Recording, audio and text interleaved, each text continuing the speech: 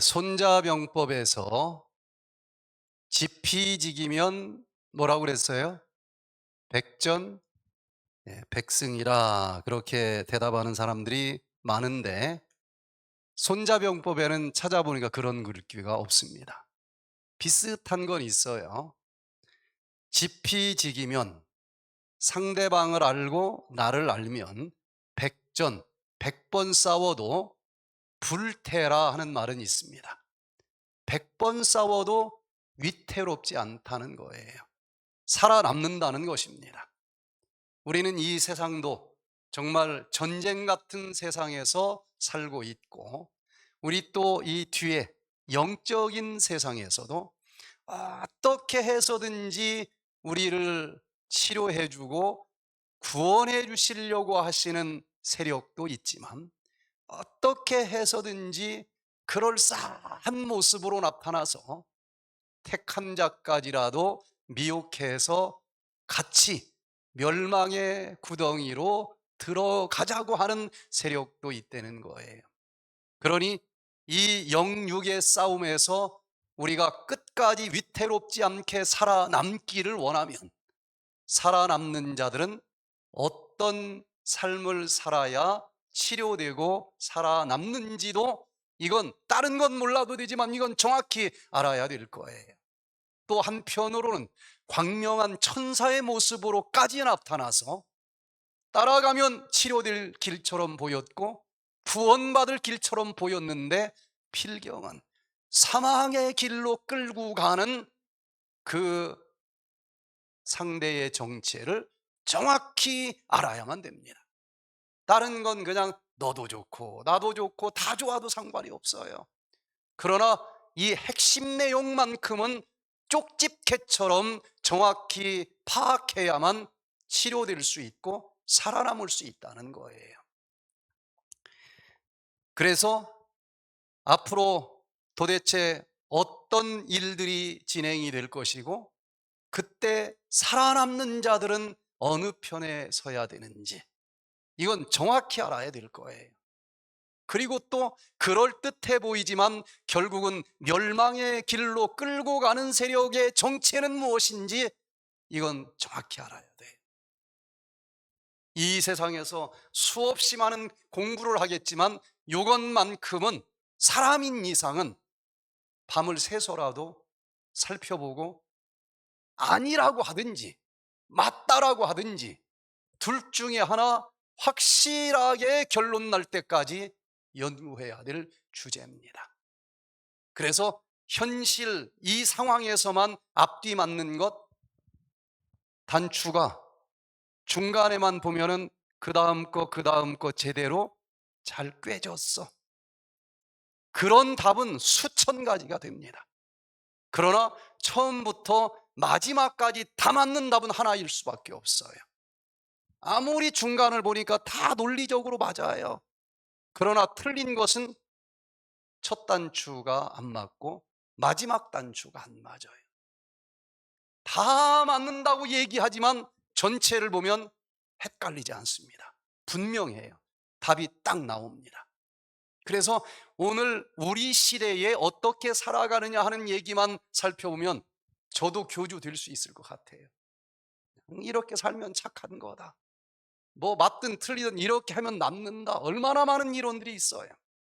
그러나 내가 태어나기 이전의 세상부터 이 세상 맞춰질 때까지 전체에 다 맞는 답은 하나일 수밖에 없으니까 모든 걸 다 살펴볼 필요가 있어요.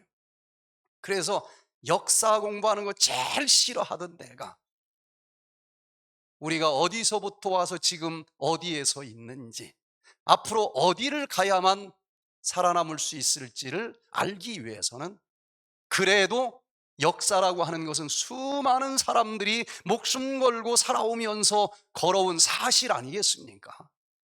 그것을 교훈 삼아 지금 내가 어떤 길을 걸어가야 될지 합리적으로 정답을 찾아야 되지 않겠는가. 그래서 이번 한 주일 동안 그냥 예언 하나만 가지고 보면 또 다 맞는 것 같아, 내용은 틀리는데 하는 사람마다 들어보면 다 그럴듯해. 그런데 그 그 영적인 건강에서는 맞는 것처럼 보이는지 몰라요. 그러나 가봐야 알지만 이 세상의 영적인 세상과 육적인 세상을 한 분이 만들었기 때문에 원리는 같다는 것입니다. 그러면 영적인 원리도 그럴듯하지만 그 똑같은 원리로 육적인 건강의 법칙으로 적용을 했더니 말짱 꽝이더라. 그럼 버려야 되지 않겠어요? 똑같은 원리로 영적으로 적용했더니 건강이 회복이 되고, 또 육적으로 적용했더니 건강이 회복이 되고, 또 미래까지 예측한 그 예언이 성경 창세기부터 계시록까지 다 물 흐르듯이 흐르더라. 그런 답을 찾으려고만 하면은 답은 하나입니다. 자, 그래서 어제에 이어서 오늘은 과연 내가 이렇게 열심히 치료될 수 있는 길, 살아남을 수 있는 길을 찾고 찾으려고 몸부림치고, 그게 확실하기만 하면은 홍해바다가 가로놓여 있어도 나는 그 길을 갈 거다. 여리고성이 버티고 있어도 나는 그 길을 갈 거다. 이런 마음으로 걸어가는데 그 길을 어떻게 해서든지 바라보지 못하게 하고, 어떻게 해서든지 곁길로 빠지게 하고 멸망의 길로 가게 하려고 하는 세력도 있다는 거예요. 그런데 한번 이렇게 미혹을 했더니 그냥 보함직스럽고 멋있고 화려해 보인다고 홀라당 따라가는 사람도 있겠지만, 말씀을 제대로 연구했기 때문에 네가 뭐라고 미혹해도 나는 이 길 간다, 그런 사람들도 있을까요? 없을까요? 있어요. 그런 사람들은 거룩한 무리라고 부릅니다. 성도라고 불러요. 그런데 이 어두운 세력은 그 성도들을 어떻게 해서든지 유혹해서 안 되면 핍박을 해서라도 포기하게 만들려고 한다는 거예요.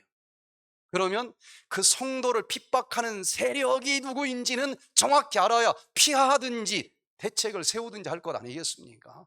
그래서 오늘은 다니엘 7장을 통해서 세포와 성도를 괴롭히고 핍박하는 추렌스 지방과 작은 뿔의 정체에 대해서 살펴보도록 합니다.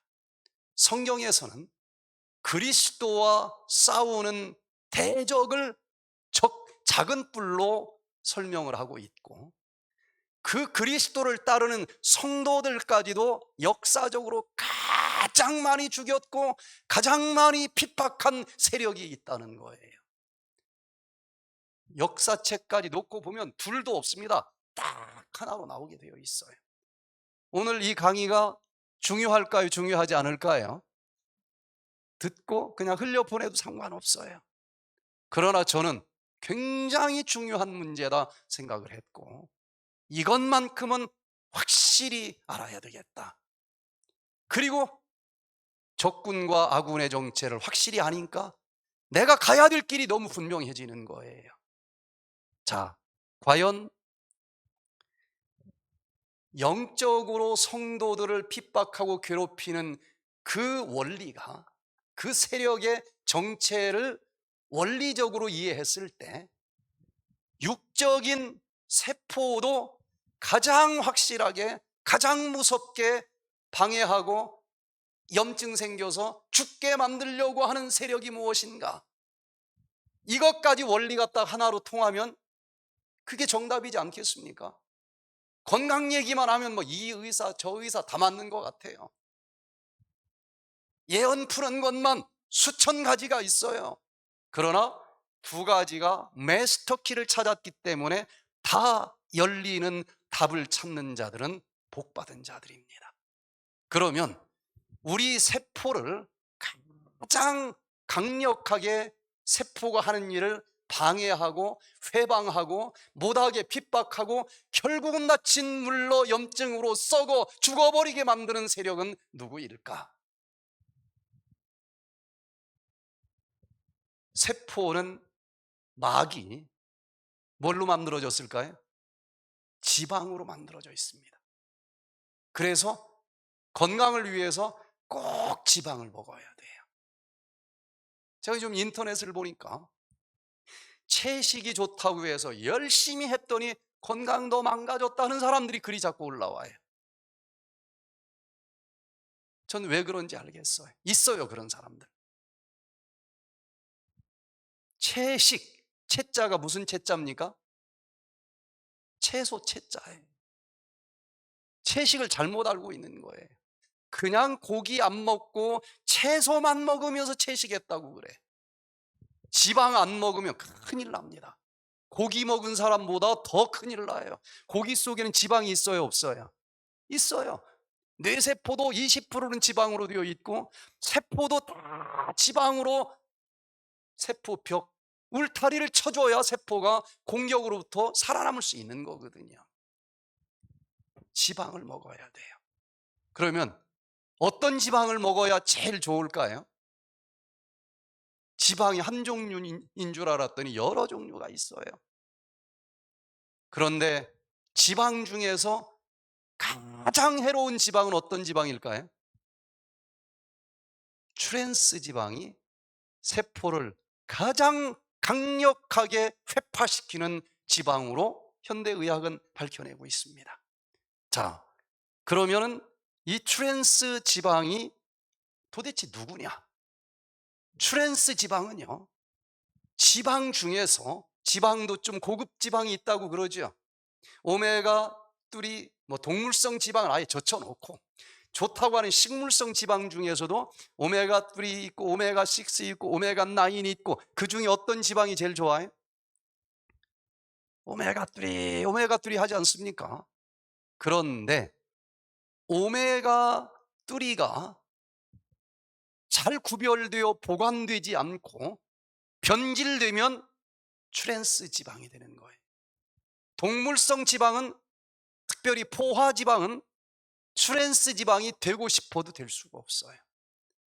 지방 중에서 가장 고급스러운 지방이 잘 보관되어야 되는데 보관되지 못하고 변질됐을 때 내 몸을 가장 무섭게 망가뜨리는 트랜스 지방이 된다는 것입니다. 그러면 영적으로 이 거룩한 성도를 가장 강력하게 회방하는 세력은 누굴까? 김정은일까? 네로 황제일까? 저 뒷골목 마피아 두목일까? 그렇게 많이 생각을 하는데 그런 건 축에도 못 들어가. 다 알아. 누가 거길 따라가겠어요? 지방, 기름을 성경에서는 무엇을 상징한다고 기록되어 있습니까? 성령을 상징한다고. 하나님 말씀대로 믿고 살겠다라고 하는 성도들을 가장 무섭게 핍박하고 가장 많이 죽이는 자들은 성령의 은사를 가장 거룩하게 받은 단체가 그 성령의 인도하심대로 끝까지 따라갔어야 되는데 변질될 때 가장 아프게 공격을 하는 단체가 됩니다. 얼핏 생각하면 이해가 안 된다고 그러는데 이 세상 원리가 그래요. 깡패한테 두들겨 맞는다고 나 신앙 제대로 할 거야 했는데 그 깡패한테 두들겨 맞는다고 해서 신앙 포기하는 사람이 있습니까? 하나도 없어요. 이런 사람들은, 진짜 믿음을 가진 사람들은 맞으면 맞을수록, 피 흘리면 피 흘릴수록 믿음이 더 강해지게 되어 있지 그것 가지고 포기하는 사람은 아무도 없어요. 영적으로도 그렇게 무식한 자들 때문에 신앙 포기한 사람은 역사적으로 하나도 없습니다. 그런데 진짜 성령 충만한 분이에요, 분. 그런데 99%는 다 그럴듯한 얘기를 하고 결정적인 1% 독소만 딱 넣어가지고 나를 이렇게 저렇게 유혹을 하는데 넘어가는 사람들이 있을까요, 없을까요? 너무 많아요. 자, 그래서 이건 사람 맘대로 내 기분 좀 맞지 않는다 해서 너 적그리스도야, 그러면 안 됩니다. 그래서 이건 굉장히 중요한 문제이기 때문에 다니엘 7장에 하나님께서 성도들을 핍박하는 그 적그리스도의 앞제비가 될 사람들이 누구일지에 대해서 신원조회를 자세하게 할 수 있도록 가르쳐 주셨어요. 자, 다니엘 7장 8절부터 25절까지 있는 말씀을 같이 한번 읽어보도록 하겠습니다. 시작. 이 작은 뿔에는 사람의 눈 같은 눈이 있고 또 입이 있어 큰 말을 하였느니라. 그가 장차 말로 지극히 높으신 자를 대적하며 또 지극히 높으신 자의 성도를 괴롭게 할 것이며 그가 또 때와 법을 변개코자 할 것이며 성도는 그의 손에 붙인 바 되어 한 때와 두 때와 반 때를 지내리라. 자, 여기 작은 뿔로 얘기를 했는데 그가 하는 일을 보니까 지극히 높으신 자, 누굽니까? 그리스도입니다. 그리스도를 대적하는 자라는 거예요. 적그리스도라는 것입니다. 하나님을 대적하는 자예요. 그리고 하나님을 따라가는 성도들을 괴롭게 할 세력입니다. 그리고 한 때와 두 때와 반 때 동안 그 전성기가 이어질 것이라. 그리고 또 하는 주 일은 하나님의 정해진 때와 법을 고치려고 한다. 이거 아무한테나 맞춰서 들어맞지 않겠죠. 이 중에 한 구절을 가지고 적그리스도라고 막 여기저기 책에 써 있어요. 이 모든 문장 한 8가지 내용이 있는데 이 작은 뿔이 어디에서 태어나는지, 언제 태어나는지, 정치적으로는 어떤 특성을 가졌는지, 종교적으로는 어떤 특성을 가졌는지, 또 하는 일이 주로 무엇인지, 그 활동 전성기는 언제부터 언제까지인지, 이게 다 맞는 세력이 아니면은 포기해야 돼요. 적그리스도라고 하면 안 됩니다. 이건 감정으로 하면 안 돼. 자, 그래서 제가 오늘 떨리는 마음으로 이 세력의 정체를 성경과 이 역사를 통해서 하나씩 하나씩 제가 살펴본 것을 말씀드릴 테니까 여러분, 이건 굉장히 중요한 문제예요. 사단은 어떻게 해서든지 이걸 못 보게 하고 싶을 겁니다. 그래서 기도하면서 들으시길 바랍니다. 이거는 어떤 개인이나 어떤 단체를 비방하기 위해서 하는 게 아니에요. 사실은 맞았든 틀렸든 누군가를 안 좋은 세력이다 얘기하는 것은 기분이 좋을까요, 안 좋을까요? 편치 않아요. 그래서 제가 이 강의를 사실은 잘 안 합니다. 한 명씩 놓고는 꼭 필요한 사람한테 얘기할지언정 이렇게 많이 모여놓고는 잘 안 하고 싶어요. 저도 힘들어요. 그래서 정말 기도하는 마음으로 이쪽으로 온 지 10년이 지났지만 이렇게 한 주일 이 주제를 여러 사람 앉혀놓고 이야기하기는 처음입니다. 제가 입만 벌리면 누구 비방하고 그런 거 제일 싫어해요. 그래서 기도하면서 이해해 주시고 들어주시면 좋겠습니다. 자, 여기 사도행전 10장 38절에 하나님이 나사렛 예수에게 성령과 능력을 부어 붓는 것처럼 부어주셨다. 기름 붓는 것처럼 부어주셨다. 그래서 성경에서 기름은 성령을 의미합니다.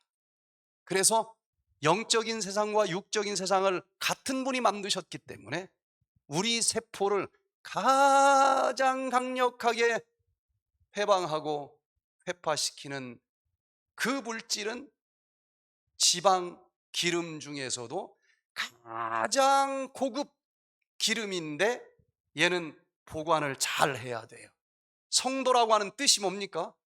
거룩하게 구별된 물이라는 거예요. 다 똑같은 사람인데 잘 구별된 삶을 사니까 성도인 거예요. 그런데 가장 고급 기름 오메가3가 보관을 잘 못하고 세상과 섞여버리면 트랜스 지방이 되듯이, 여러분, 뭔가 내가 큰 성령을 받았다, 정말 거룩한 성령을 받았다. 그러면 자만하지 마시고 잘 구별된 삶을 사시기를 바랍니다. 말씀으로 끊임없이 씻으시기를 바랍니다. 그렇지 않으면 아차 하면은 세상의 물결에 뒤섞여서 가장 거룩한 성령을 받은 사람이 잘 구별된 삶을 살지 못하면 영적인 트랜스 지방산이 된다는 거예요. 영육의 법칙은 똑같습니다. 그래서 성도를 가장 회방하고 가장 많이 핍박하는 세력은 정말 성령을 풍성하게 받은 단체인데 구별된 삶을 살지 못하고 변질된 삶을 살 때에 결론적으로 성도를 마지막 시대에 가장 무섭게 핍박을 한다는 거예요. 그래서 저쪽 뒷골목 깡패들 속에서 이 단체를 찾으면 첫 단추부터 잘못 꿰는 겁니다. 자, 그러면 영적으로 가장 고급 기름인데 변질돼서 가장 세포를 아프게 공격하는 그 세력이 누구인지를 알기 위해서 먼저 우리가 볼 수 있고 만질 수 있는 육적인 트랜스 지방산이 누구인지 좀 배우고 넘어가면 좋겠어요. 이걸 알아야 우리가 세포를 거룩하게 구별하면서 회복시킬 수 있는 거예요. 질병이 치료될 수 있는 겁니다. 여기 탄소, 지구상에서 가장 많은 물질이에요. 탄소가 가만히 보니까 손이 몇 개가 있어요? 4개가 있습니다. 탄소는 뭔가를 잡을 수 있는 손이 4개가 있어요. 그런데 이 탄소가 자기들끼리 쭉 일렬로 손을 벌리고 탄소들끼리 앞으로 나란히 한 것, 거기에다가 지금 양손은 자기 동료들 잡느라고 썼고 손이 몇 개가 지금 남아요? 2개가 남으니까 그 손은 옆으로 쫙 펼치면서 양쪽 손에 수소를 잡고 있는 모양을 가진 물질, 이것이 지방입니다. 이게 기름이에요. 쪼개고 쪼개면 기름은 탄소, 탄소, 탄소, 양손 잡고 있고 양팔 벌려서 수소를 잡고 있는 화학 구조식을 가진 게 기름이에요. 그런데 문제는 이 탄소 중에 어떤 친구들은 자기 친구들끼리는 잡고 있는데 2손 중에서 한 손만 수소를 잡고 있고 한 손은 수소를 못 잡은 애들이 몇이 있어요. 그러면 이게 뭐 잡아야 되는데 덜렁덜렁 빈손이 있으니까 멋쩍을 거 아니겠어요? 그런데 자연계에서는 이렇게 수소를 못 잡은 탄소는 꼭 쌍으로 나란히 나타나게 되어 있어요. 그렇지 않은 물질은 존재하지 않습니다. 이게 또 하나님의 배려입니다. 그러니까 한 손은 수소를 잡았는데 나는 못 잡았어, 그러니 허전하고 외롭잖아요. 근데 꼭 보면 그 옆에 같은 친구가 짝을 지도록 해놨어요. 서로 위로하면서 살라고 하나님이 그렇게 만드신 겁니다. 그러니까 어떻게 할까요? 너도 빈손, 나도 빈손, 외로우니까 우리끼리라도 위로하면서 살자 하고 그 빈손을 서로 맞잡아요. 그래서 수소를 못 잡은 2개의 탄소는 다른 친구들은 그냥 손 하나씩 선 하나로 연결되어 있는데 이 부분은 선이 몇 개가 만들어지겠어요? 2개. 그래서 이중결합이라고 그래요. 그러면 한 선으로 연결된 부분이 더 강한 결합일까요? 여기 2선으로 결합된 이중결합 부분이 더 강한 결합일까요? 이중결합. 한국에서 유치원 나온 사람들은 다 그렇게 대답을 해요. 근데 사실은 이중결합 부분이 제일 약합니다. 왜 약할까? 잘 보세요. 양쪽 한 선으로 묶여 있는 데는 탄소를 수소가 양쪽에서 잡아당기니까 안정적입니다. 그런데 이중결합 부분은 한쪽 방향, 자연계에서는 꼭 한쪽 방향으로만 잡아당기게 만들어져 있어요. 그러니 이쪽으로 당겨질 거 아니겠습니까? 잘못하면 끊어질 것 같아. 안 끊어지려고 막 버티고, 그럼 또 잡아당기고 버티고, 미세한 자기장이 이 부분에서 불안정하게 형성이 되면서 약한 고리가 돼. 그래서 이런 약한 고리의 이중결합 부분이 지방 중에서 몇 개가 붙어 있느냐에 따라서 성질이 굉장히 달라서 이름을 다르게 붙였어요. 달라요, 성질이. 자, 어떻게 다른가 한번 봅시다. 자, 이 지방의 종류만 이해하면 나중에 이 건강을 위해서 굉장히 많은 힌트를 얻을 수 있어요. 어렵지만 쉽게 설명을 합니다. 이제 좀 단순하게 그렸어요. 탄소가 자기들끼리 쭉 앞으로 나란히 하고 양쪽 손에 지금 뭘 잡고 있어요? 수소. 그런데 빈 곳이 하나도 없이 꽉 찼어, 수소가. 그럼 포화됐죠. 얘들은 성질이 또 달라요. 주로 동물성 지방 속에 얘들이 많이 들어 있습니다. 그래서 학자들은 수소가 한 곳도 빈 곳이 없지 꽉 채워져서 포화됐구나. 그래서 이런 걸 포화지방이라고 이름 붙였어요. 빈틈이 없어요. 밀어도 어디 쓸릴 데도 없어. 이런 세포로, 이런 지방으로 세포막을 만들면 들어갈 틈이 없고 영양소도 못 들어가고 세포 속에서 만들어지는 독소들을 버릴 틈도 없어요. 큰일 납니다. 주로 동물성 지방 속에 이게 많이 들어있고, 이제 몇 군데가 이렇게 수소가 비어있는 부분이 있어요. 그럼 뭐라고 부르면 되겠어요? 불포화됐다, 수소가.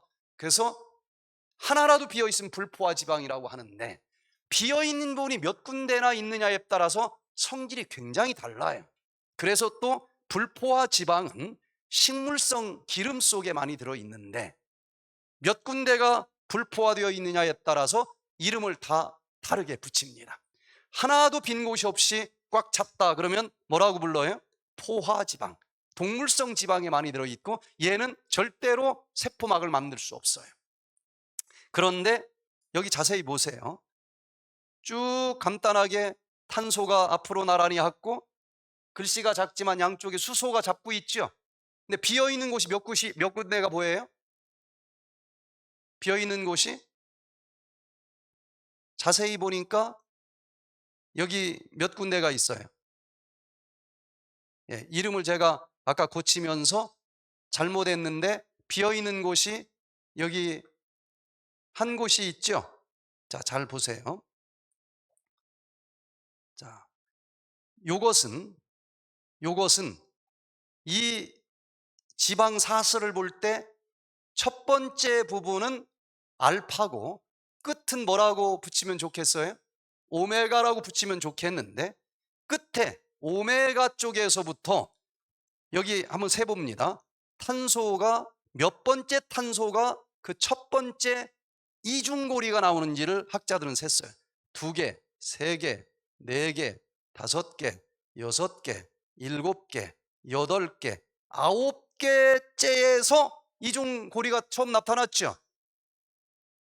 그래서 이것은 오메가 9번째에서 이중고리가 나온 거니까 오메가 9 지방산이라고 부르자 이렇게 한 거예요. 너무 끝부분에 가서 빈 고리 하나 나왔기 때문에 전체에서 빈 부분은 하나밖에 안 나와요. 자, 두 번째 또 보면은요, 오메가에서 몇 번째에서 첫 번째 그 이중고리가 나왔는가 하면은 하나, 둘, 셋, 넷, 다섯, 6번째에서 처음 빈 게 나왔으니까 뭐라고 붙이면 돼요?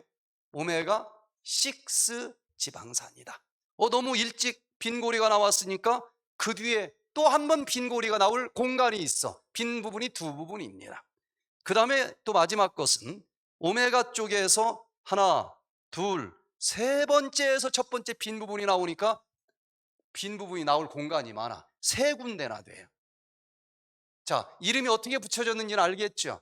그러면은 세포막은 이 지방산으로 만들어야 된다 그랬는데 그 지방산 중에서 이중고리가 있는 부분은 필요에 의해서 열어지기도 하고 닫아지기도 한다 그랬으니까 이게 세포에 영양소가 들어가고 독소가 나갈 수 있는 문 역할을 해줄 수 있다는 거예요.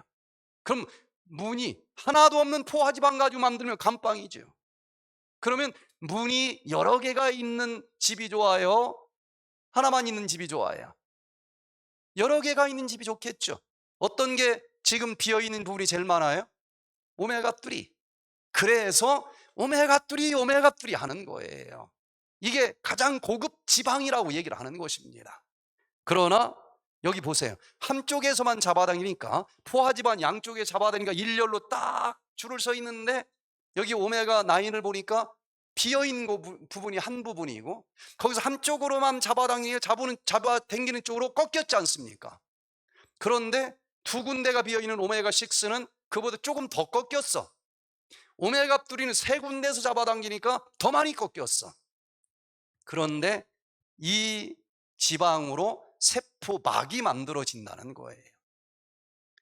자, 자연계에서는 비어있는 부분에서 수소가 항상 같은 부분에서 잡아당긴다고 그랬죠. 닮은 자매, 같은 자매를 시스터라고 하듯이 이런 걸 시스 결합이라고 그러고, 그런데 트랜스 지방은 왜 그렇게 무서운가?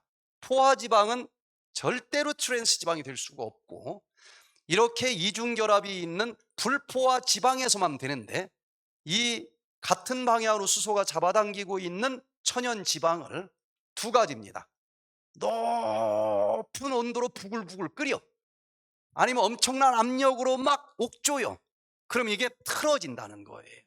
자, 틀어져 버리면은 딱 한 바퀴 틀어지니까 수소가 하나씩 반대 방향으로 엇갈려 버려요. 원래 있어야 될 자리에서 이 수소가 다른 쪽 방향으로 틀어져 있는 것. 원래 남자인데 반대편 성으로 가버린 사람을 뭐라고 그래요? 트랜스 젠더라고 하듯이, 요건 반대로 갔으니까 트랜스 지방이라고 이름을 붙인 거예요. 자, 그러면 어떤 일이 벌어질까? 분명히 식물성 지방이고 불포화 지방인 건 맞는데, 양쪽에서 서로 잡아당기니까 포화 지방과 같은 성질을 갖게 된다는 거예요. 자, 그러면은 세포막을 한번 봅니다. 세포막을 보니까 지금 노란색이 세포막인데, 아까 그 필수 지방산이 이중으로 돼 있어.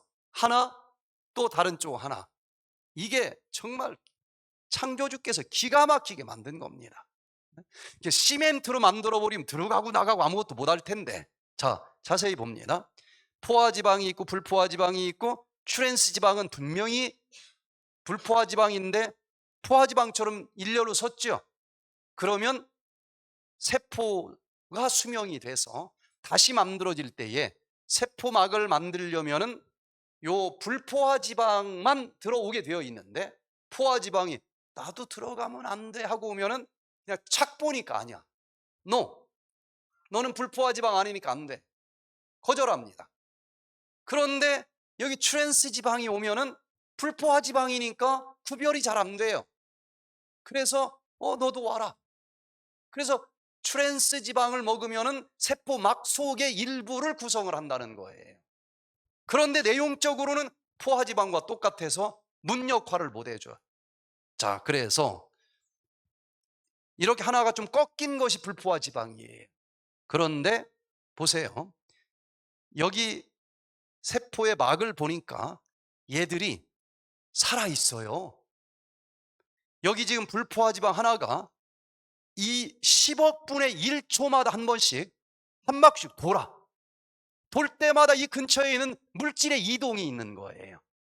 자기 자리에서만 도는 게 아니고 또 자기 편 쪽에서 다른 쪽 위치로 또 점핑해서 가는 거예요. 점핑해서 가. 위치를 바꿔치기를 해. 얼마에 한 번씩? 100만 분의 1초에 한 번씩 수시로 바꾸는 거예요. 맨날 같은 애가 보초 쓰는 게 아닙니다. 그 이동이 있으면서 공간이 생기고 그때 뭔가 들어가고 나가고 한다는 거예요. 또 때로는 저쪽 밖에 있던 필수지방산이 반대쪽에 있는 필수지방 자리로 바꿔치기 하는 이동도 있어요. 끊임없이 세포 하나가 살아 움직입니다. 그러면서 나에게 정말 필요한 영양소는 들어오게 하고 필요 없는 것은 막아주는, 상상을 초월할 정도로 정교한 이 세포 구조를 보는데, 이때 필수 지방산, 불포화 지방산, 오메가3 지방산이 이 자리를 차지해야 되는데 얘가 변질되면은 자기도 오메가3라고 여기 자리를 딱 차지하는데 지금 얘기한 이런 역할을 못해요. 왜? 여기 지금 꾸불꾸불한 애들이 있는 불포화 지방이 있는 세포막은 중간이 얼기설기하죠. 뭔가 들어가고 나갈 수 있는 공간이 있어요. 그러나 분명히 불포화 지방인데 트랜스 지방은 이미 포화 지방처럼 성질이 변해서 그 역할을 못하기 때문에 세포는 세포인데 기능이 사라져 버리는 거예요. 그러면 이게 많아지면 그 장기가 안 움직여. 남이 눈치도 못 채는 사이에 그냥 소리 소문 없이 죽일 수 있는 가장 무서운 파괴자가 트랜스 지방이다. 그런데 이게 지금 얼마나 보암직스럽고 얼마나 먹음직스럽게 우리 속으로 많이 들어오는지, 그 트랜스 지방이 어디에 많이 들어있는가. 하루에 2g만 먹어도 위험하다라고 얘기를 하는데, 햄버거 한 번도 안 먹어본 분 손 들어보세요. 그런 우주인은 별로 없겠죠. 그런데 햄버거 딱 하나 먹으면 0.7g의 트랜스 지방이 들어있습니다. 그리고 피자 한 조각 안 먹어본 사람 있어요? 피자 한 조각 먹으면 0.6g 들어있고 트랜스 지방이, 머핀 빵 하나 먹으면 0.4g, 생크림 생일날 이렇게 한 조각만 먹어도 0.4g. 하루에 얼마만 먹어도 위험하대 건강에? 2g. 그런데 여기 나머지 보지도 않을게요. 뭐 도넛 뭐 이런 거 그냥 위에 있는 4개 한 자리에 먹을 수 있어요, 없어요? 요것만 먹어도 2.1g이야. 이런 세상에서 마지막까지 이 육체가 거룩하게 살아남기 굉장히 쉽지 않습니다. 정확히 알지 않으면 피할 길이 없는 거예요. 배워야 됩니다. 자, 그런데 이 트랜스 지방산이 들어오면은 여기 2016년도에 발표된 논문을 보니까요, 트랜스 지방이 가장 큰 위험의 물질인 이유는 세포막을 왜곡한다는 거예요. 얘는 들어와서는 안 되는데 묘하게 오메가3이기 때문에 단지 성질이 변질이 된 것밖에 차이가 없어서 세포도 속아서 쓴다는 거예요. 그러면 원래 기능 사라지고 왜곡된다는 겁니다. 그것이 혈관부터 망가뜨려. 거기에 쌓여 관상동맥 위험이 증가가 되고 뇌세포막도 이걸로 만들면 더 심각해요. 여기 기능이 망가집니다. 우울증이 트랜스 지방을 먹을 때 생긴다. 알츠하이머도 그래서 생긴다. 그러니 지금 얼마나 많은 사람들이 아직도 모르면서 맛있다고 밥 11시에 먹어가면서 이것 때문에 지금 맨날 머리 아프다 뭐하다 하면서 죽어가느냐는 거예요. 이걸 많은 사람들한테 좀 전해야 되지 않겠습니까? 그까지 육적인 목숨이야 뭐 한 번 죽어도 끝나. 짧은 인생이야. 그러나 영적인 생명까지도 이걸 분별하지 못해서 자기도 모르는 사이에 그냥 죽음의 골짜기로 던져지면 이게 얼마나 억울하겠느냐는 거예요.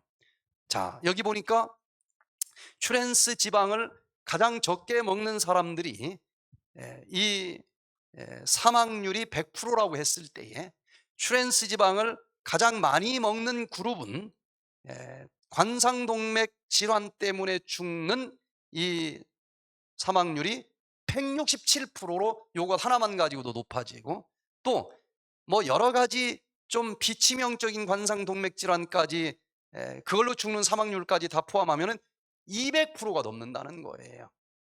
생각보다 굉장히 치명적인데 아직도 몰라. 그 식물성 지방 아니냐는 거예요. 미국 하버드 의과대학에서도 발표하기를 이 포화지방을 먹는 사람들이 관상동맥 질환에 100% 걸린다. 지금까지는 고기가 나쁘다고 그랬죠. 그런데 식물성 지방인데 변질돼서 트랜스 지방으로 변한 아이들은 200%를 죽게 한다는 겁니다. 훨씬 더 해로워. 깡패들보다 2배나 더 해로워. 애들이 굉장히 심각한 원리입니다. 바로 트랜스 지방이 참 무서운 것은 오메가3하고 똑같은 모양이 비슷하기 때문에 헷갈리는 거예요. 전문가들도 구별이 어렵습니다. 그러나 열매는 100% 달라. 열매는 사느냐 죽느냐 할 정도로 달라요. 기능이 달라요. 예? 이 가라지와 알곡처럼 비슷합니다. 뿌리가 똑같아. 그런데 열매가 달라요. 여러분, 기도하면서 잘 들으시길 바랍니다. 영적인 트랜스 지방사도 똑같아요. 원리가 100%. 마태복음 24장 24절에 예수님께서 마지막 때 얼마나 많은 사람들이 정말 예수님 믿고 살아간다고 하면서도 어느새 속아가지고 영적인 트랜스 지방산이 되어 있는지 경고합니다. 거짓 그리스도들과 거짓 선지자들이 일어나서 이적과 기사를 행하여 할 수만 있으면 택하신 백성을 미혹해 하려 함이니라. 평생 목사했고, 평생 신부님 했고, 평생 권사 집사 다 했는데 나는 딴 사람 몰라도 틀림없이 천국에 들어갈 거다. 그렇게 믿는 사람들이 있는데 천국 문 앞에서 일어나는 장면, 마태복음 7장 21절부터 한번 읽어보세요. 주여 주여 하는 자마다 다 천국에 들어갈 것이 아니에요. 말로만 주여 해서는 어림도 없다는 겁니다. 주의 뜻대로 행하는 자야 들어가리라. 그랬더니 나는 말로만 믿은 사람 아닙니다. 제가 주님의 이름으로 얼마나 많은 사람 뒤병을 고친 줄 아십니까? 주의 권능을 얼마나 많이 행한 줄 아십니까? 주의 뜻대로 살았습니다. 그랬더니 예수님이 뭐라고 그래요? 불법을 행하는 자들아. 주의 뜻대로 한다고 하지만 주의 뜻은 법에 기록이 되어 있는데 그걸 제대로 연구하지 않고 그것과는 다른 불법을 행한 자들아 내게서 떠나가라. 난 너를 얼만큼 모른다? 도무지 모른다. 도무지 모른다. 이런 억울한 일이 있기 원하지 않으면 오늘 기도하면서 잘 들으시길 바랍니다. 하나님의 뜻이 무엇인지, 하나님의 법이 무엇인지 주의 이름으로 열심히 하기는 하지만 그 법대로 해야 천국 문 앞에서 수고했다, 어서 오거라 하고 우리를 영접하신다는 것입니다. 여러분, 그리스도냐 적그리스도냐, 내가 지금 따르는 자가 누구인지 아차하면 속습니다. 천사와 귀신, 다 귀신도 천사였어요. 99% 천사처럼 광명한 천사로 위장합니다. 도깨비 뿔 달린 모습으로 나오지 않는다 그랬어요. 알곡이냐 가라지냐 전문가 아니면 구별 못합니다. 열매가 맺혔을 때나 알지 잎사귀 보고는 구별 못해요. 양이냐 염소냐 봐도 잘 모르겠어. 또 슬기로운 처녀냐 미련한 처녀나 구별 못합니다. 마지막 날이나 알지. 그러니 떡잎부터 알아본다고 그랬는데 말씀을 잘 보면 병아리 때부터 암수 구별하는 능력을 가질 수 있다는 거예요. 자, 그래서 오늘 한번 잘 살펴봅니다. 과연 여기 다니엘 7장에서 그 변질된 성령의 사람 아니면 단체는 누구인지, 별의별 얘기 다 할 것 같아서 하나님이 8가지 조건을 걸어놓고 요것 중에 하나라도 해당 안 되면 그건 아니다. 이걸 다 조건을 성취하는 자가 작은 뿌리다. 다니엘 7장 중요합니까? 이건 하나님은 명쾌합니다. 코에 걸면 코걸이, 귀에 걸면 이거 제일 싫어해요. 자, 보십시다. 다니엘 7장에 작은 뿔이 어떤 짐승 머리 위에서 올라왔어요. 짐승은 뭘 상징한다 그랬습니까? 나라를 상징해. 다니엘 2장에서 금속을 가지고 대략 어떤 나라가 나올 것인지를 명쾌하게 보여주고 똑같은 역사를 보여주는데 야수, 짐승들을 통해서 이제 하나님께서 특별히 정치사를 보여줘요. 자, 2장 다니엘 7장 2절을 보니까 다니엘이 진술하여 가로되 내가 밤에 이상을 보았는데 이건 이제 남이 꾼 꿈이 아니야. 하나님이 다니엘에게 직접 줬어요. 잠자다 본 게 아니고 눈 번이 떴는데 환하게 보여줬어요. 하늘에 바람이 4군데서 불어옵니다. 큰 바다로 휘몰아 쳐오는데 그 바다에서 큰 짐승 몇 마리가 올라온다 그랬어요? 4마리가 올라옵니다. 그 모양이 각각 달라. 한 짐승이 아니라는 얘기입니다. 그래서 이제 이 다니엘 7장을 해석을 하는데 신학 박사들도 막 자기 멋대로 해석을 하는 거야. 여기는 뭐 얼마든지 꽤 맞출 수 있어. 저도 수십 가지 종류로 만들어낼 수 있어요. 다 맞는 것 같지만 처음부터 마지막까지 맞는 건 절대로 두 개일 수도 없도록 하나님이 8가지를 주신 거예요. 자, 그러기 위해서는 요 예언을 자기 멋대로 막 신천지처럼 풀면 별의별 결이 다 나온다니까요. 그래서 요 예언을 풀 때 마스터 키를 하나님이 딱 주셨어요. 요건 요렇게 풀어라. 그걸 그대로 사용을 해야 돼. 자기 생각대로 소설 쓰듯이 풀면은 수천 가지가 나오는데 틀립니다. 여기서는 맞는데 한 페이지만 넘어가면 또 안 맞고 그래요. 자, 그래서 이 예언을 푸는 키 몇 가지만 알면 이제 여러분들 혼자 읽어도 답은 딱 하나입니다. 여기 바람이 어디로 불어온다 그랬습니까? 바다로. 짐승이 어디서 올라온다 그랬어요? 바다. 바닷가에서 안 살아봐서 저는 잘 이게 이해가 안 되더라고요. 바다에서 막 바람이 불고 태풍이 몰아칠 때 그 소리 혹시 들어봤습니까? 전 바다 쪽에서 안 살아서 몰랐는데 여기 속초 오니까 알겠어요. 막 우르릉 쾅쾅쾅 와샤 막 하면서 밀려오는데 요 말씀을 기록한 요한계시록의 저자 요한은 바다 속에 있는 섬에서 그 글을 썼거든요. 그런데 계시록 17장 15절에 보니까 그 물소리가, 바다 물소리가 와, 공설운동장에서 수만 명이 소리 지르는 것처럼 똑같더라는 거예요. 폭풍우 치는 날 바다 가보면 아, 그렇겠구나, 이해가 돼. 그래서 네가 본 바 그 물은 백성과 무리와 열국과 방언들이니라. 많은 사람들이 사는 세상이다 라는 뜻이에요. 반대로 땅은 인적이 드문 곳이라는 뜻이 되는 것이고, 사람이 많이 사는 어디에서 짐승이 올라왔다는 얘기로 풀으라는 것입니다. 근데 바람이 사방에서 불었어. 한쪽도 아니고. 그런데 예레미야 4장 11절에서는 바람이 광야 자산에서 내 딸 백성에게 불어온다 하리라. 앞뒤를 읽어보면 바람은 전쟁을 상징합니다. 사방에서 전쟁이 일어나는 가운데 많은 사람들이 사는 그 지역에서 짐승이 하나, 둘, 셋, 네 마리가 올라오는데 다니엘 7장에서 이건 아예 해석을 해줬어요. 넷째 짐승은 곧 넷째 나라인데, 짐승은 나라로 해석을 해야 된다는 거예요. 첫째 나라, 둘째 나라, 셋째 나라, 넷째 나라. 그런데 네 짐승은 또 그 나라를 대표하는 자는 누굽니까? 왕이겠죠. 왕으로 또 좁게는 해석을 할 수도 있다는 거예요. 자, 그리고 몇 개만 더 보면 이 짐승의 머리가 어떤 건 하나고 어떤 건 4개고 막 그래. 그러면 이게 무슨 뜻인가? 여기 계시록 17장에서 그 7머리는 7왕이라. 그 나라에서 이 왕이 몇이냐를 보여주는 거로 해석을 해라. 또 머리에서 뿔이 올라와. 그런데 여기 계시록 다니엘 7장 24절에 보니까 그 10뿔은 이 나라에서 일어날 10왕이요 내 뿔이 났은 즉 내 나라다. 나라나 왕이나 똑같으니까 이렇게 해석을 하면 된다는 거예요. 이제 내 맘대로 해석하지 않고 요 몇 개 마스터 키만 가지고 읽어보세요. 그냥 풀어지지.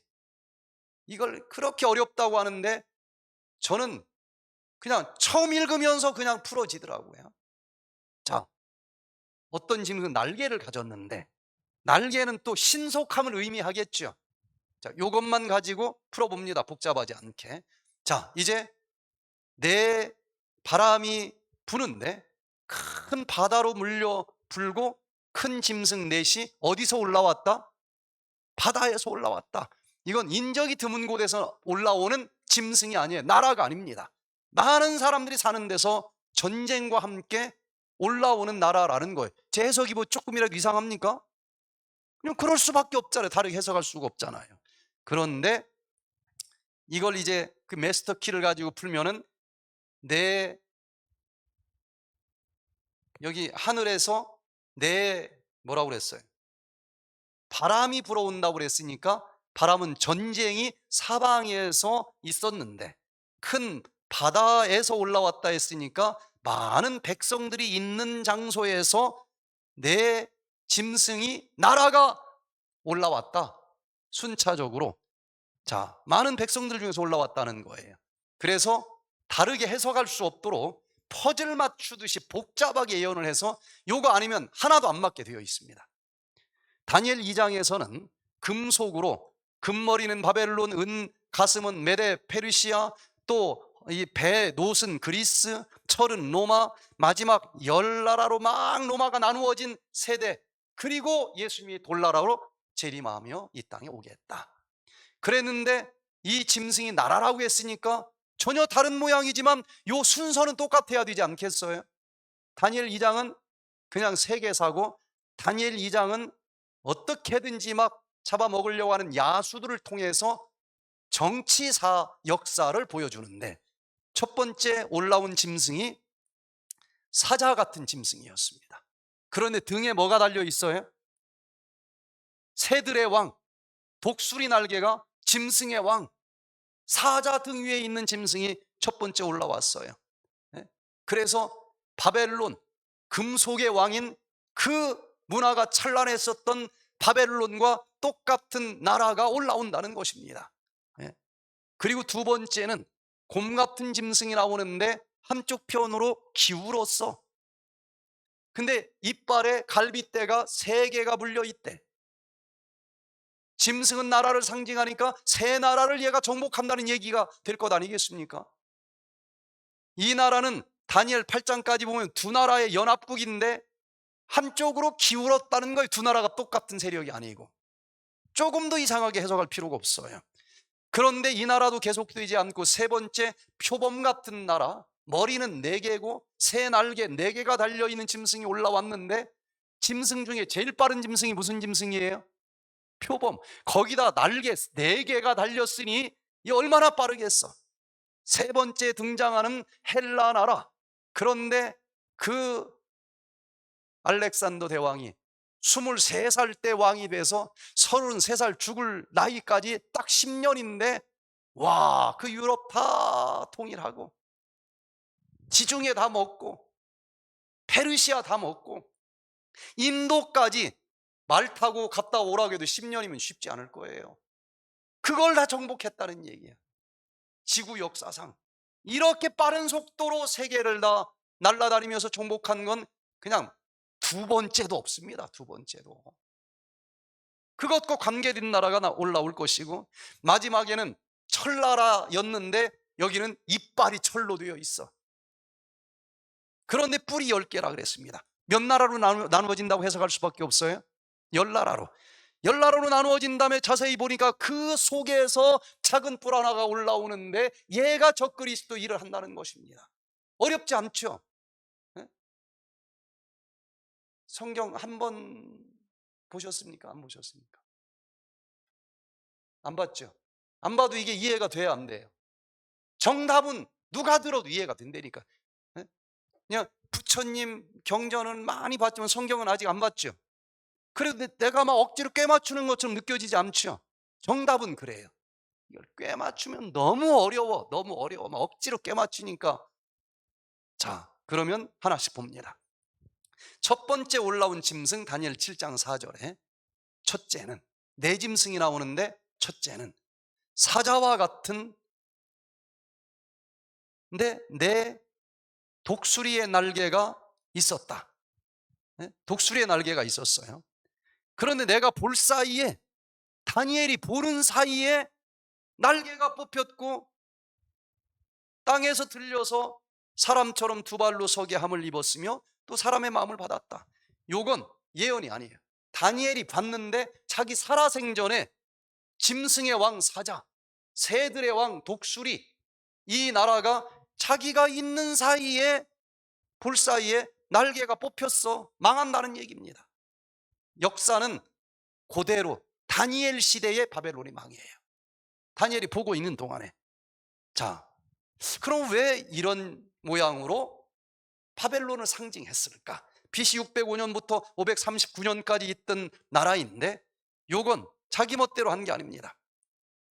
여기 바벨론의 그 성벽들이 지금 발굴된다 그랬죠. 그런데 그 성벽에 독수리 날개를 가진 사자가 찍혀 있어요. 독수리 날개 가진 사자의 모양이 바벨론의 국기였다는 겁니다. 그 나라부터 시작한다라고 보여주는 거예요. 여기까지는 물론 예언이 아니죠. 그러나 뽑힌다, 망한다는 건 예언입니다. 그대로 이루어졌어요.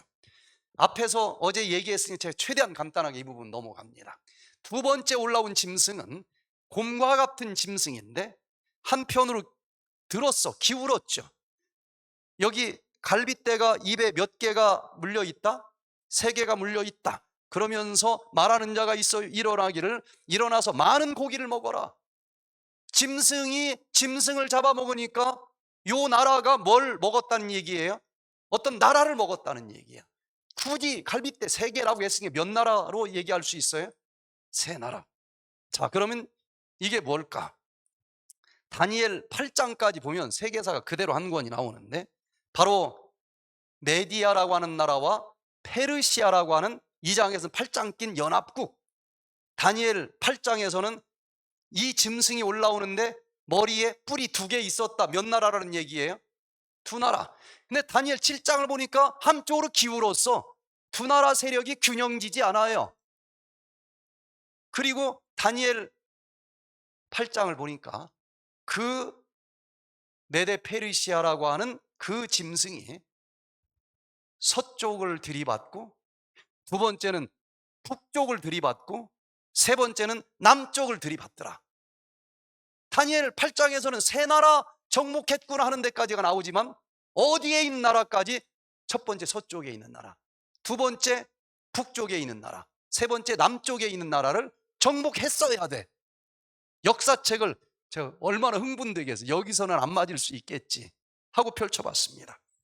자, 그랬더니 분명히 그 나라는 메디아라고 하는 나라와 페르시아라고 하는 나라, 메데 파사라고 성경에는 기록이 되어 있어요. 연합국가입니다. 그런데 기울었어요. 그 당시 메디아라고 하는 나라의 아스티아게스라고 하는 왕이 전 세계를 통치할 때인데, 페르시아가 연합은 했지만 옛날에 일본과 식민지 나라인 한국과 비슷한 관계예요. 수많은 식민지 국가 중에 하나가 페르시아였습니다. 그런데 아스티아게스 왕이 어느 날 꿈을 꿨습니다. 자기 아들들이 있어. 그러면 누가 그 다음 왕은 물려받아야 돼요? 아들이 물려받아야 되겠죠. 딸이 하나 있습니다. 만단에, 그냥 인터넷만 쳐도 요즘 다 나와, 역사가. 만단에 공주가 있는데 왕이 딱 어느 날 꿈을 꾸는데 자기 딸 만단애가 오줌을 싸는 거야. 근데 뭐 오줌을 막 끊임없이 싸는 거야, 끊임없이. 그러더니 오줌이 넘쳐가지고 페르시아 전체, 메디아 전체를 다 덮는 거야. 이걸 이제 꿈 해석하는 사람들한테 또 얘기했지 않겠어요? 그랬더니 막 바들바들 떨어 해몽하는 이 사람들이. 빨리 얘기해라, 왕이시여, 이거는 당신의 아들 왕자가 아니고 만다네에게서 오줌을 쌌으니까 나온 사람이 이 메디아를 다 통치한다는 얘기입니다. 이 말이 안 되잖아요. 그래서 이 왕이 고민을 하다가, 야, 이거 안 되겠다. 그래서 메디아가 막 전 세계 통치하는 강대국이니까 메디아의 청년에게 주질 않아요. 사위를 메디아 사람으로 강한 나라에서 그냥 세력이 있는 누구 부하 아들하고 결혼을 시켜야 되는데, 저쪽 남쪽에 멀리 있고 그 세력 중에서 제일 못난 페르시아의 왕 역사는 캄바세스 1세에게 줍니다. 준 이유가 그거라는 거예요. 저 시골에서 그냥 또 농부한테 보낼 수는 없고 그냥 제일 문열이 왕한테 가라. 그랬는데 둘 사이에서 남 게 우리가 많이 들어본 고레스라는 거예요. 역사책을 보니까 뭐 아주 흥미진진해. 이게 뭐 얼마나 많은 난관이 있었든지, 또 고레스를 죽이려고, 자기 사위 죽이려고 뭐 엄청난 전쟁들이 벌어집니다. 그 시골 마을의 고레스가, 이게 말이 안 되잖아요. 그런데 결국은 고레스가 자기 장인을 폐위시키고 메디아 시대를 끝냅니다.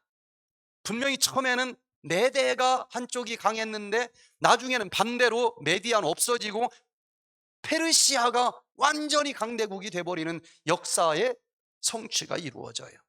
자, 그런데 이제 그 나라가, 여기 보세요. 다니엘 8장을 보니까 수양으로 보여줬는데 서쪽을 받았어. 서쪽에 있는 나라 정복했다는 것이고, 북쪽에 있는 나라, 남쪽에 있는 나라, 이름하여 몇 나라? 다니엘 7장에서 세 나라. 이야, 제가 이걸 오늘 지도까지 찾아봤어요. 첫 번째, 서쪽, 저쪽 마게도니아 있는 쪽에, 페르시아는 이쪽 이란 쪽이고, 제일 끝에 터키 쪽, 제일 서쪽에 있는 그 리디아라고 하는 나라를 BC 547년도에 먹어버리더라고요. 갈빗대 하나 생겼어요. 그 다음 어디를 받았다고 그랬어요? 북쪽.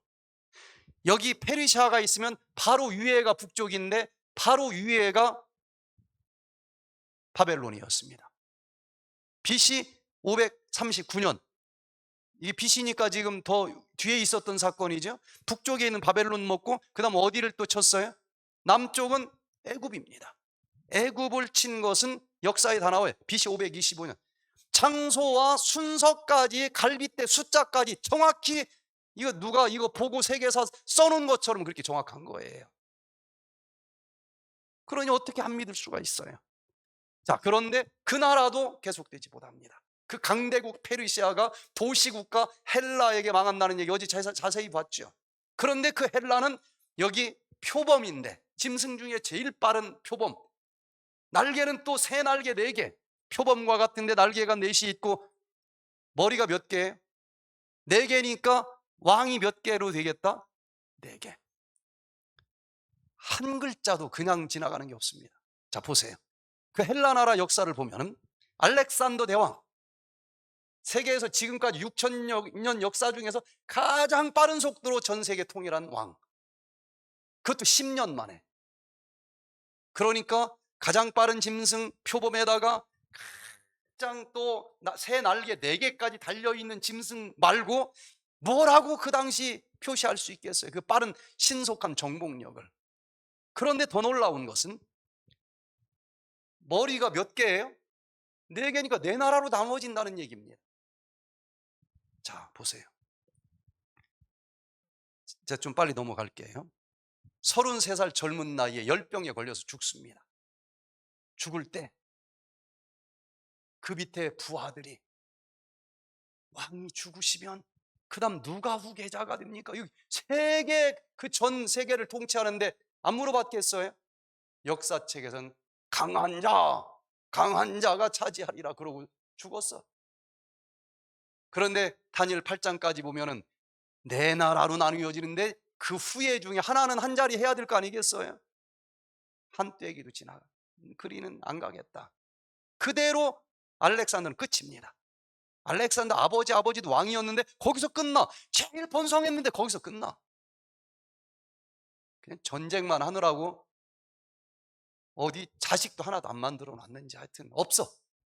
그런데 그때 이 알렉산더 마음에는 강한 자가 차지하리라 그랬는데, 그 당시에 역사를 보면은요, 누가 봐도 안티고누스라고 하는 장군이 그냥 뭐 비교도 안 될 정도로 강합니다.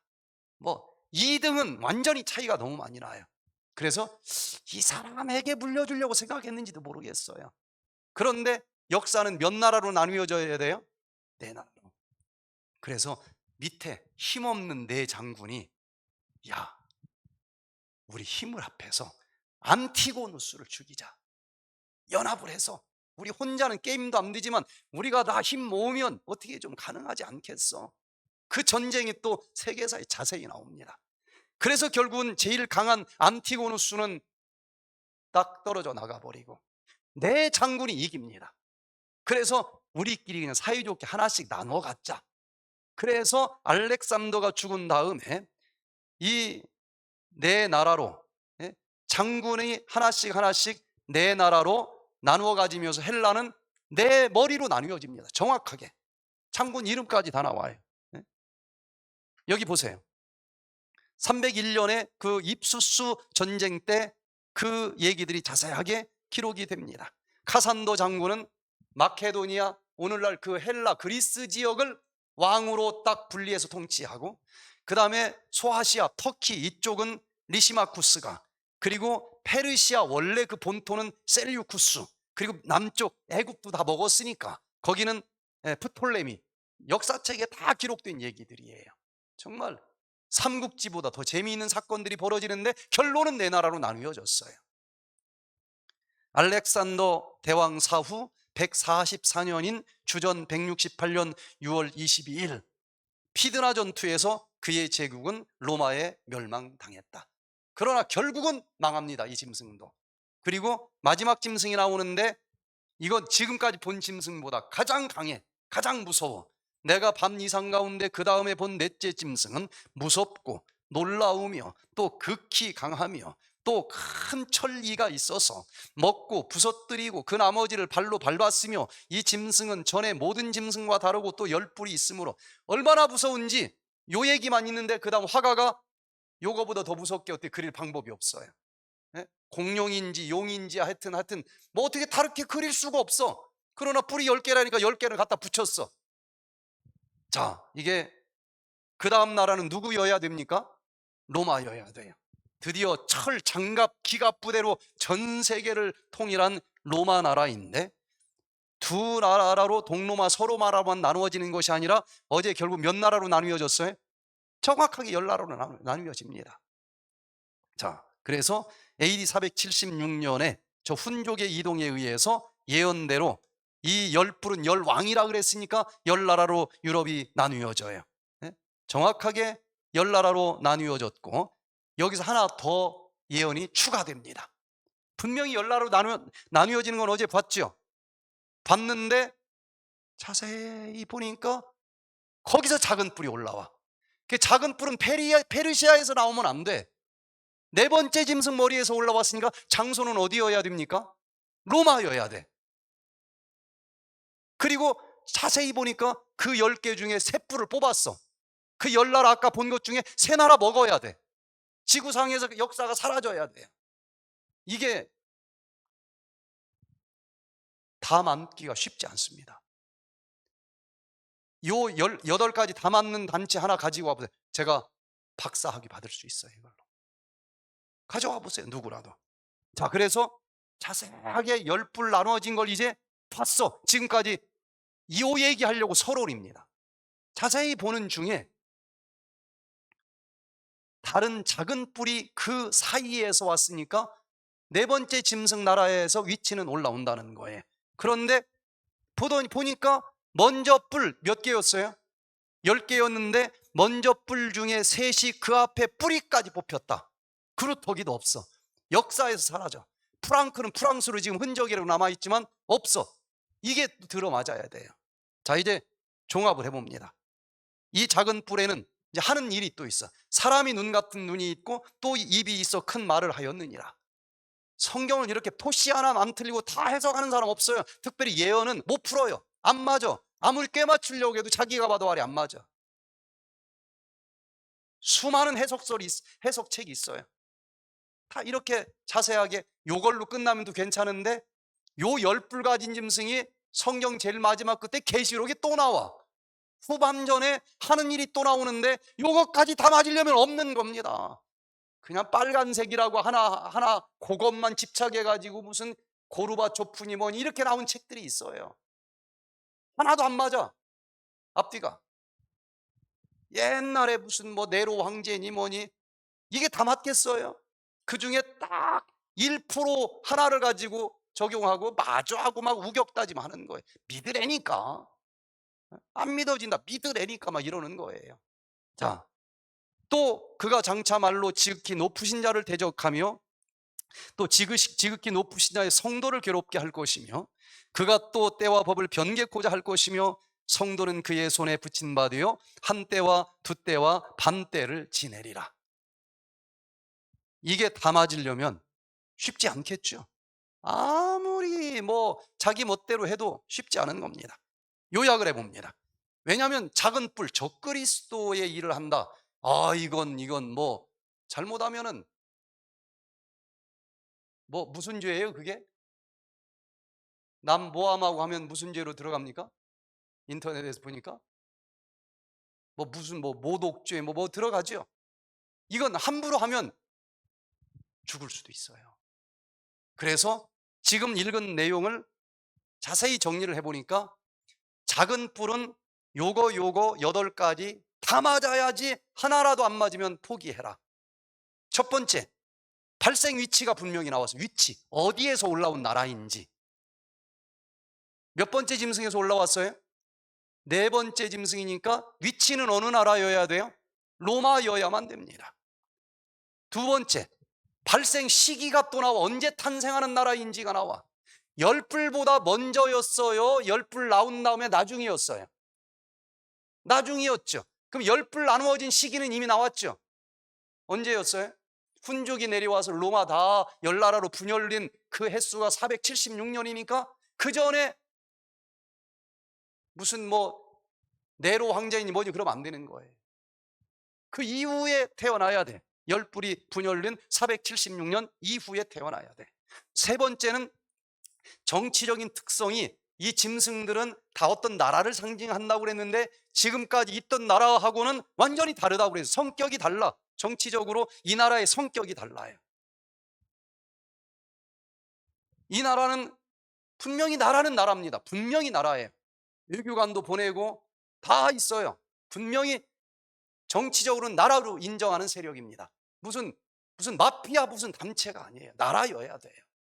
그런데 분명히 성격이 다르다고 했는데 이 단체는 분명히 한 국가인데 종교적인 단체입니다. 도덕적인 것과 관계된 단체예요. 그 다음 이제 군사력은 앞에 있던 세 나라를 뽑아버릴 정도로 군사력이 있어야 돼. 또 어떤 뭐 종교단체가 나라까지 뽑아버린다는 것도 있을 수 없는 일이지 않습니까? 6,000년 역사 다 봐도 세 나라를 분명히 뽑아야 돼. 네 번째, 신관을 보면은 말로 지극히 높으신 자를 대적해. 째째하게 무슨 귀신 같은 거 몰아내고 그런 거 아니에요. 하나님을 정면으로 대적하면서 분명히 성경을 읽는다고 그러는데 내가 하나님이라고 그러면 뭐예요? 저 그리스도입니다. 분명히 내가 하나님이라고 그래. 분명히 그렇게 얘기를 해요. 여섯 번째, 교회관은 하나님의 말씀을 읽고 그대로 믿는다고 하는 이유로 죽여. 여러분, 참된 신앙은 아무리 나하고 반대되는 이론을 가졌어도 안 됩니다. 죽이면 자기가 자기 스스로의 판단력으로 선택하게 놔둬야 돼요. 하나님도 그렇게는 안 해요. 근데 지구 역사상 성경 말씀대로 산다고 하는 이유로 가장 많은 수천만 명을 죽인 유일한 단체가 나옵니다. 일곱 번째, 율법관. 하나님이 정해준 핵심의 법, 그것도 때에 관계된 법을 변개코자 한다. 고치려고 한다는 거예요. 마지막 여덟 번째는 그 활동 전성기가 전만년 전성기가 나와요.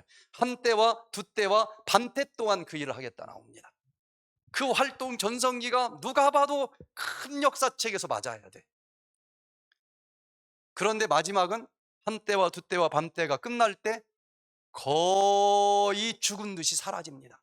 거의 지구상에서 완전히 끝난 것처럼 끝나요. 역사책에 분명히 그 정도로 그 중세 시대를 다 지배하던 세력이 완전히 누가 봐도 저건 끝났다 할 정도로 죽어요. 그런데 그 정도면 어떻게 또 맞춰보겠는데 계시록에 이게 다시 살아난다는 거예요. 죽은 줄 알았는데 살아난대. 근데 받으시 살아가지고 뭐 어쩌고 하는 게 아니고 온 세상의 사람들이 야 어떻게 이럴 수가 있어? 다시 전 세계를 다 뒤흔드는 마지막 후반전의 활동이 또 나오고 그러다가 예수님이 오신다는 거예요. 이거 정답이 여러 개 있을 수가 없습니다. 그래서 요거는 제가 내일 자세하게 하나씩 역사와 함께 살펴보는 시간을 갖고자 합니다. 그냥 말로라도 이거 8개 맞지 않느냐 되는 사람이 없어. 요즘에는 인터넷 보면 역사도 다 나와서 거짓말하면 금방 드러나요. 그래서 내일 이 중요한 작은 뿔이 누구인지 8가지 중에서 조금이라도 억지 부리는 것 같으면 그 자리에서 얘기하세요. 너무 역사적으로 분명하고 다른 세력은 없습니다. 그게 계시록까지 마지막에 미국이라고 하는 세계가 지금 말도 안 되게 세계를 지금 좌지우지하죠. 미국이 기독교 국가입니다. 예? 성경 말씀대로 산다고 해서 핍박받아서 미국으로 도망온 사람들인데 요한계시록 후반전까지 보면 그 단체가, 그 나라가 분명히 새끼 양인데 용처럼 말한다고 되어 있어요. 지금 지나가는 이 세상 일까지도 100% 들어맞고, 지금 코로나니 뭐 지금 미국이 말도 안 되는 저렇게 이상하게, 예?